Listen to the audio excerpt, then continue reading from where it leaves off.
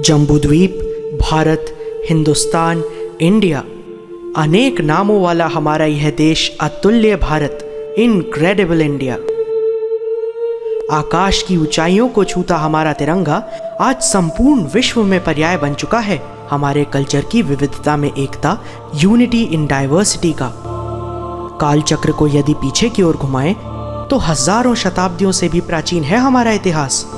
युगों युगों से अनेक सभ्यताओं, धर्मों, आस्थाओं एवं संस्कृतियों को अपने में आत्मसात कर अतिथि ही देवो भवः इस महापरंपरा की जन्मभूमि हमारे भारत ने सभी का खुले हृदय से अभिवादन किया। सुदूर उत्तर में प्रहरी बन खड़े हिमालय से मध्य भारत के विंध्याचल, कच्छ का रण, मरुभूमि, अरावली की प्राचीन पर्वत श्रृंखला एवं दक्षिणी छोर के समुद्र, इतने विराट विस्तार वाले हमारे भारत में एक नहीं ऐसे अनेक स्थान आज भी हैं जो अनएक्सप्लोर्ड हैं, जिन्हें अक्सर सैलानी अनदेखा कर देते हैं। यह यात्रा है जम्बूद्वीप महाद्वीप की। जम्बूद्वीप अर्थात जामुन के वृक्षों से आच्छादित एक ऐसा द्वीप जिसकी गांधार, सिंधु घाटी, बांग्लादेश तक फैली विराट जड़ें भले ही आज कुछ सिमट गई हैं, किंतु आज भी अपने मूल संस्कृत अर्थानुसार जम्बूद्वीप एक ग्लोबल प्लैनेट का द्योतक है। मैं हूं आपका होस्ट ऋतुराज देवांग, प्रोफेशनली एक इलेक्ट्रॉनिक्स इंजीनियर, किंतु जम्बूद्वीप की तिलस्मी सुंदरता से मेस्मराइज्ड मैं निकल पड़ा हूं इसके अनएक्सप्लोर्ड पहलुओं को एक्सप्लोर करने।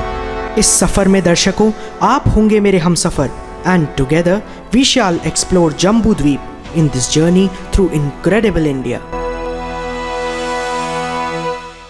दोस्तों, इस शो पर हम आपको ले जाते हैं अतुल्य भारत के कुछ ऐसे अनछुए व अनदेखे पर्यटन स्थलों पर जो अपनी प्राचीन संस्कृतियों व गौरवपूर्ण इतिहास के बावजूद भी अक्सर अनदेखे व अनएक्सप्लोर्ड रह जाते हैं। और साथ ही हम कोशिश करते हैं हमारे महाग्रंथों और प्राचीन पुराणों को हमारे चारों ओर मौजूद स्थानों के परिप्रेक्ष्य में देखने की, जिससे हमारी आने वाली पीढ़ियां इन रचनाओं को सिर्फ कल्पना मात्र ना मानकर इन्हें ऐतिहासिक दस्तावेजों के समरूप माने। तो इसी क्रम में आज हम आपको ले जा रहे हैं गुप्त गोदावरी, जो मध्य प्रदेश के सतना जिले में स्थित है।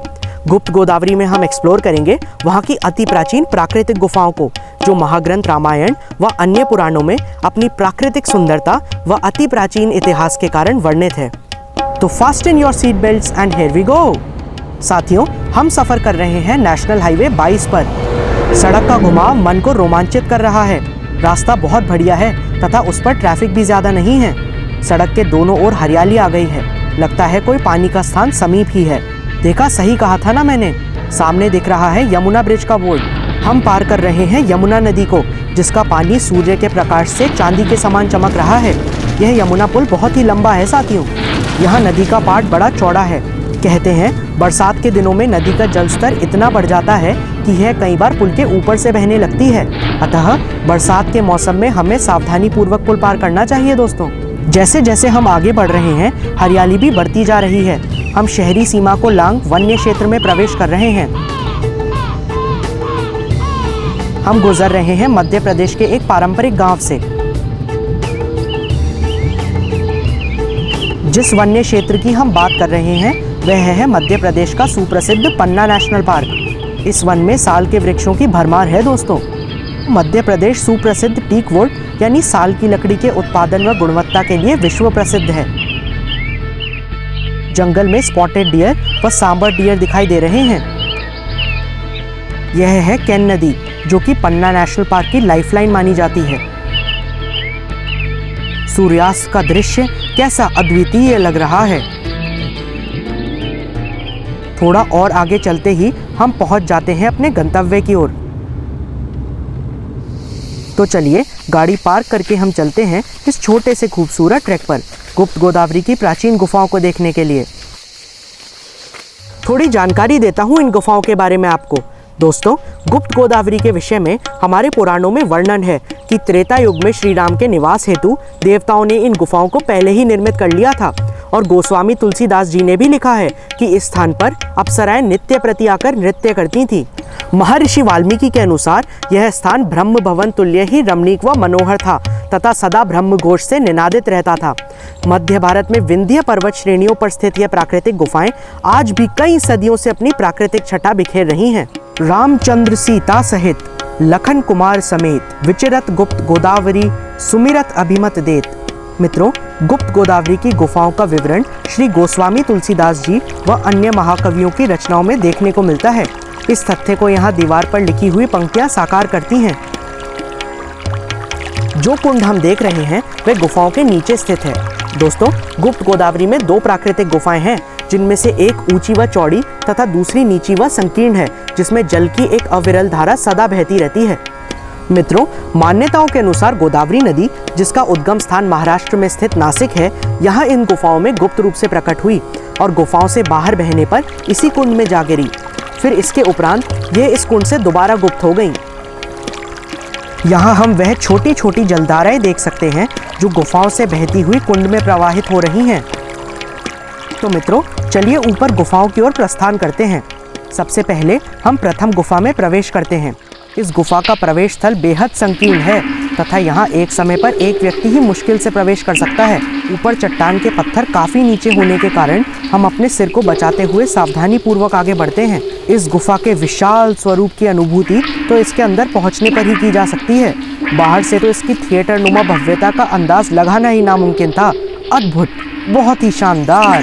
प्राचीन काल में इन गुफाओं में घोर अंधकार व्याप्त था, परंतु अब यहाँ सरकार द्वारा बिजली की उत्तम व्यवस्था की गई है। जैसा कि हमने बताया था, इन गुफाओं में श्री राम, माँ सीता और लक्ष्मण ने काफ़ी समय व्यतीत किया था। तो चलिए बढ़ते हैं गुफा में स्थित प्रथम मंदिर के दर्शन के लिए। यह प्राचीन राम मंदिर है, जहाँ पर प्रभु श्री राम, माता सीता व लक्ष्मण की अद्वितीय प्रतिमाएं विद्यमान हैं। अब आगे बढ़ते हैं सूया माता के दर्शन के लिए। माँ सूया की प्राचीन मूर्ति है, अद्भुत छटा बिखेर रही है। तो चलिए इस स्थान की महत्ता के बारे में यहाँ के पंडित जी से पूछते हैं। और ये गुफाएं भगवान श्री राम के त्रेता युग में वनवास काल में आने के पहले देवताओं ने बनाया था। भगवान राम आएंगे पहले से उनके लिए। और पंडित जी, गुप्त गोदावरी क्यों कहते हैं इसको? गुप्त गोदावरी चूँकि नासिक से गुप्त रूप से आकर के यहाँ प्रकट हुई। अच्छा। और बाहर जाके गुप्त हो गई। अच्छा, वापस गुप्त हो गई फिर। हाँ, इसीलिए इस स्थान का नाम। तो यहाँ जो पानी की जलधारा निकले वो मतलब वो वहाँ दिख रही है, कुंड है वहाँ। अच्छा। आगे बढ़ते हैं धनुष कुंड की ओर। गुफा में ही स्थित यह कुंड सदा जल से भरा रहता है तथा इसकी गहराई का अंदाज़ा लगाना ही बड़ा मुश्किल है। यहाँ बहुत ही ज़्यादा फिसलन है, इसीलिए संभल कर आगे चलना होगा। हम चट्टानों का सहारा लेकर धीरे धीरे आगे बढ़ रहे हैं, क्योंकि ज़रा सा संतुलन बिगड़ा तो सीधा जा गिरेंगे कुंड में। इन गुफाओं में निवास के दौरान एक बार मयंक नामक एक राक्षस माँ सीता के वस्त्र चुराकर भाग रहा था। तब लक्ष्मण ने उसे पकड़कर पत्थर में तब्दील हो जाने का श्राप दे दिया। इन गुफाओं में प्राकृतिक रूप से मौजूद भूरे रंग की चट्टानों के मध्य एक विचित्र काले रंग का पत्थर पाया जाता है दोस्तों, जो ऊपर छत पर लटका हुआ है। मान्यताओं के अनुसार यह वही राक्षस मयंक है। तो आइए इसके बारे में और जानकारी लेते हैं पंडित जी से। ऊपर एक काला पत्थर लटका है, खटखटा चोर मयंक राक्षस सीता माँ के वस्त्र चुरा करके भगा था। तो लक्ष्मण जी ने उसको उल्टा लटका दिया और श्राप दे दिया कि पत्थर हो जाओ, तो पत्थर हो गया। किधर था वो? ऊपर लटका हुआ है। क्षेत्रीय भाषा में उसको खटखटा चोर कहते हैं। खटखटा चोर। तो हम देख रहे हैं वही काला पत्थर जो इस क्षेत्र में खटखटा चोर के नाम से भी जाना जाता है। आपको ठीक से दिखाने के लिए कैमरे को नाइट विजन में टर्न करता हूँ। लगता है मैं यहाँ सबसे पीछे रह गया हूँ। भाई रुकिए, मैं भी आ रहा हूँ। यह गुफाएं लाइमस्टोन पत्थर से बनी हुई है दोस्तों। जिस गुफा से अभी हम बाहर आए हैं उसकी न्यूनतम ऊंचाई थी 1.55 मीटर और जिस गुफा की ओर अब हम प्रस्थान कर रहे हैं वह तो और भी नीची है। तो अब प्रथम गुफा से बाहर निकलकर हम आगे चलते हैं द्वितीय गुफा की ओर। दोस्तों, हमने आपको बताया था कि इस गुफा में निरंतर जलधारा प्रवाहित होती रहती है। हमारे गाइड पंडित जी हमें आगे का मार्ग दिखा रहे हैं।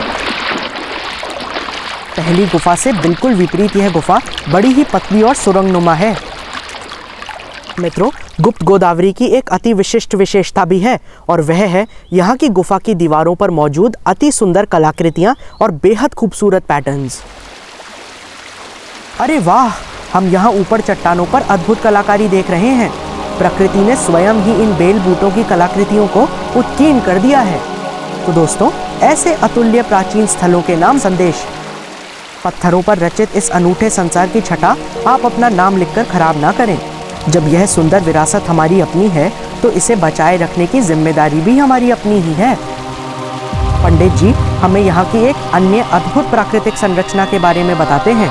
यहाँ ऊपर है 3 शेषनागों की अलौकिक आकृति, जो मान्यताओं के अनुसार भगवान विष्णु रूप श्री राम को उनके वनवास के दौरान छाया देने हेतु प्राकृतिक रूप से निर्मित हुई। तीन शेषनाग भगवान की छाया की। आगे बढ़ते ही अचानक पानी में नीचे नुकीले पत्थर आ गए हैं दोस्तों। वाकई बड़ा कठिन हो रहा है इन पर चलना। दोस्तों, हम पानी के तापमान में अचानक ही वृद्धि महसूस करने लगे हैं, अर्थात पानी कुछ गर्म हो गया है। पर यह गुनगुना पानी भी बेहद नुकीले पत्थरों की चुभन को कम करने में जरा भी कारगर नहीं हो रहा है। हमारी टीम ने पानी के तापमान को गुफा के प्रवेश द्वार तथा यहाँ मध्य गुफा में नापने पर यह पाया कि पानी का तापमान 24 डिग्री सेल्सियस से बढ़कर 26.5 डिग्री सेल्सियस हो गया है। आश्चर्यजनक है दोस्तों। अब आप देख रहे हैं कि मार्ग बेहद संकीर्ण हो गया है। इस नैरो रास्ते पर नुकीले पत्थरों के ऊपर चलना अब बेहद कष्टकारी हो रहा है। पानी की गहराई भी काफ़ी बढ़ गई है। पानी की सतह ऊपर हमारे घुटनों तक आ पहुंची है। यहाँ मौजूद लोग हमारी हौसला अफजाई करते हैं, पर इस नी डीप वाटर में चलना भी किसी रोमांचकारी अनुभव से कम नहीं है दोस्तों। पानी अब और भी गहरा हो गया है। प्राचीन काल में इन गुफाओं में घोर अंधेरे के कारण यहाँ आ पाना काफ़ी मुश्किल कार्य रहा करता होगा। गुफा के आखिरी छोर तक पहुँचते पहुँचते पानी की गहराई कम होने लगी है। यहाँ कुछ अंधेरा है दोस्तों। हम सावधानी पूर्वक धीरे धीरे आगे बढ़ते हैं। एक और बात जो आपको बताना चाहूँगा वह है इस गुफा में हज़ारों चमगादड़ों की मौजूदगी। दोस्तों, यहाँ ठंडक व अंधेरा होने के कारण ये जीव ऐसी गुफाओं में पाए जाते हैं। यहाँ हम उन्हें ऊपर छत पर लटका हुआ देख रहे हैं। हमारी इस यात्रा में काफ़ी जगह ये चमगादड़ हमें दिखाई दिए। यहाँ भी हम हर ओर इन्हें बैठा देख सकते हैं। चलिए इन सुंदर जीवों की कुछ तस्वीर खींच ली जाए, मगर इन बैट्स के आराम में खलल न डालते हुए।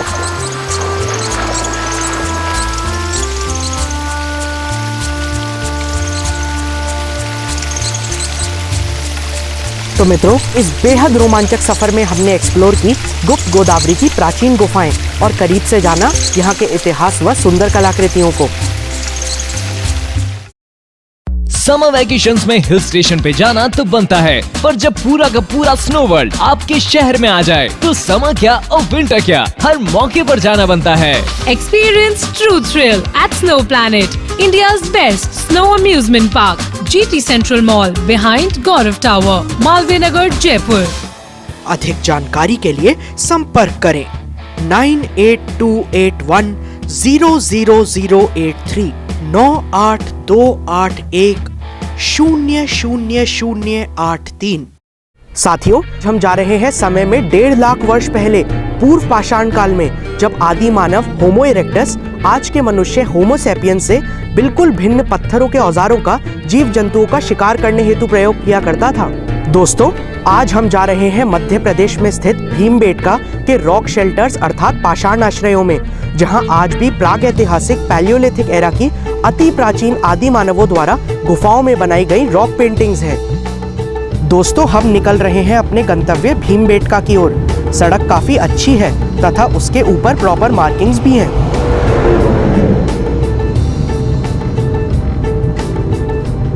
काफी घुमावदार सड़क है और एक के बाद एक कर्व्स आते जा रहे हैं। हमारी सराउंडिंग्स बहुत सुंदर दृश्य उत्पन्न कर रही हैं। साथ ही हमारे मन में भीमबेटका जैसे अत्यंत प्राचीन स्थल को देखने का उत्साह भी तो है।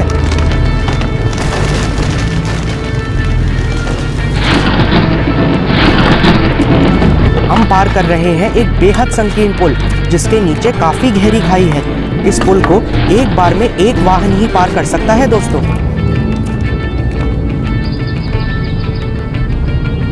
भीमबेटका रातापानी अभयारण्य में स्थित है। तो साथियों, अब वन्य क्षेत्र प्रारंभ हो गया है। सिंगल लेन रोड है, इसीलिए हम जंगल की मनमोहक सुगंध का आनंद लेते हुए धीरे धीरे आगे बढ़ रहे हैं।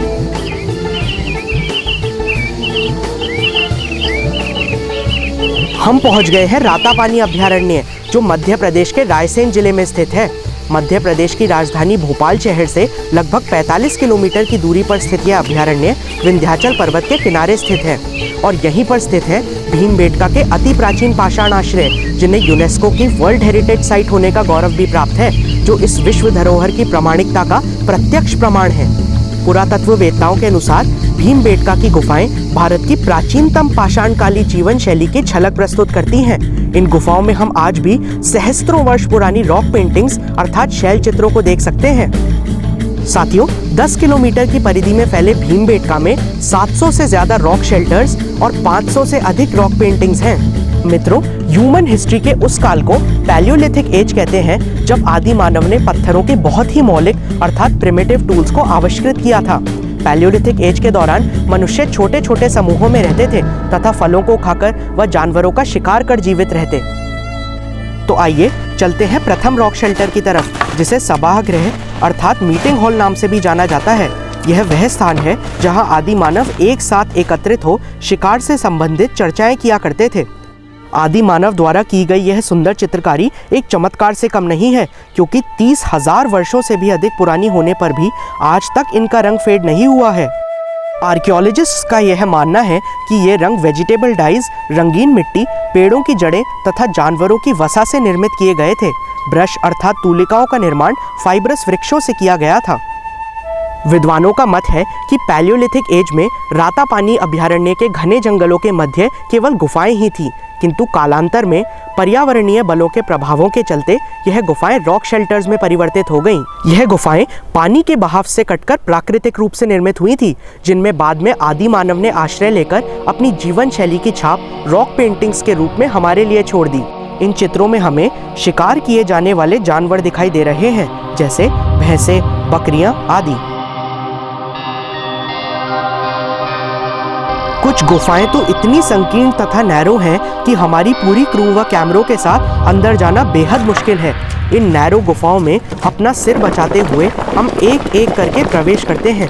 साथ ही इस बात का भी तो ध्यान रखना है कि हम अपनी शूटिंग के दौरान केवल प्राकृतिक रूप से मौजूद प्रकाश का ही प्रयोग करें, क्योंकि कुछ रॉक पेंटिंग्स फोटो सेंसिटिव भी हो सकती हैं।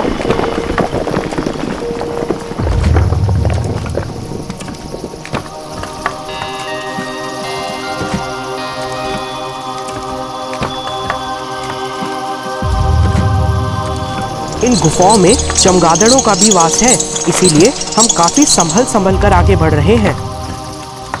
एक और महत्वपूर्ण रॉक शेल्टर जो जू रॉक अर्थात जंतुवालय के नाम से भी जाना जाता है की ओर अब हम बढ़ रहे हैं। इस रॉक शेल्टर में अनेक जानवरों के चित्र पाए जाने के कारण ही इसका नाम जू रॉक पड़ा।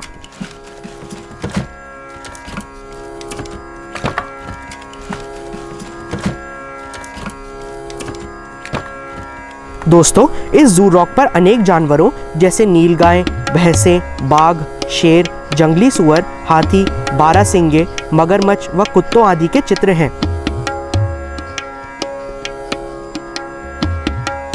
यहाँ आदि मानव को भालों व तीर कमानों से शिकार करते हुए चित्रित किया गया है।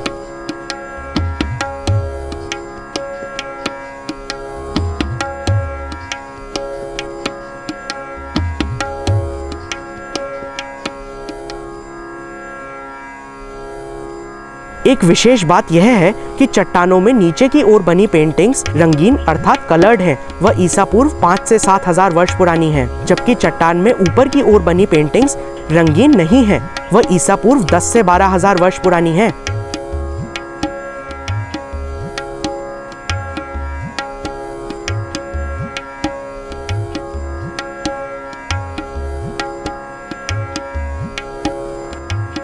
भीमबेटका के रॉक शेल्टर्स सैंडस्टोन के बने हुए हैं, जिन्होंने कई जगह पर अद्भुत आकार ले लिया है। जू रॉक से थोड़ा आगे चलते ही हम ऐसा ही एक रॉक शेल्टर देखते हैं, जिसने हवा व पानी द्वारा काटे जाने पर एक कछुए का आकार ले लिया है। दोस्तों, इसके अंदर जाना नामुमकिन सा है, इसीलिए इस जैसी कई अन्य गुफाएं अपने अंदर न जाने कितने ही रहस्य आज भी समेटे हुए हैं। तो चलिए फिर हम चलते हैं अगले रॉक शेल्टर की तरफ, जिसकी पेंटिंग्स अत्यंत स्पष्ट व बेहद खूबसूरत हैं। हम देख सकते हैं घोड़ों पर बैठकर आदि मानव को भालों से शिकार करते हुए। इन गुफाओं की कंपैरेटिव स्टडी करने पर हमारी रिसर्च टीम ने कुछ रोचक तथ्यों को उजागर किया। इससे पहले वाली गुफा यानी जू रॉक में हमने देखा पत्थर पर बैठकर भाले द्वारा आदि मानव को शिकार करते हुए। इसके बिल्कुल विपरीत यहाँ इस गुफा में हम देख रहे हैं घोड़े पर बैठकर आदि मानव को शिकार करते हुए। शिकार करने की तकनीक में घोड़े जैसे जानवरों का प्रयोग आदि मानव के और अधिक विकसित व इवॉल्व होने का संकेत है। साथ ही यह इस बात का भी प्रमाण है कि जू रॉक की रंगहीन पेंटिंग्स यहाँ इस शेल्टर की कलर्ड पेंटिंग से अधिक पुरानी है। अर्थात इस ऑब्जर्वेशन से यह सिद्ध होता है कि आदि मानव ने लाल रंग का पेंटिंग्स में प्रयोग बाद में शुरू किया तथा जानवरों का प्रयोग केवल भोजन हेतु न करके शिकार ढूंढने के साधन के रूप में भी करना सीखा।